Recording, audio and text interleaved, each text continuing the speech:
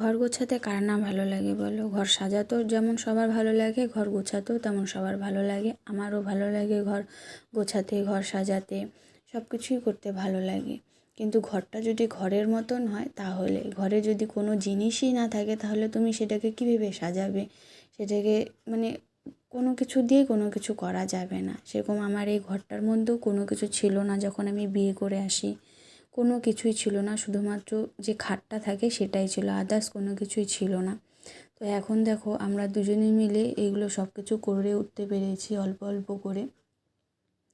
আগে আমার ঘরে একটা ড্রেসিং টেবিলও ছিল না, কিছুই ছিল না।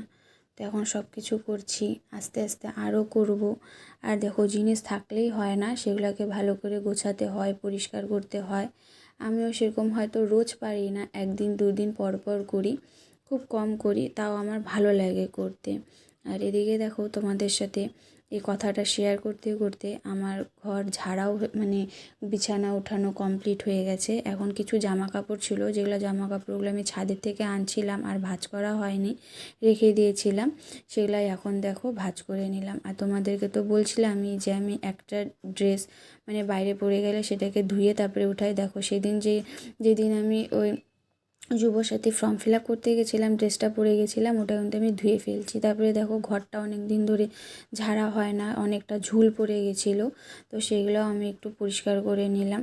মানে সেরকম ঝুল পড়ে নাই, হালকাই পড়ছিল, তাই ভাবলাম যে একটু পরিষ্কার করে নিই আজকে যখন সময় আছে। তো পরিষ্কার করে নিলাম।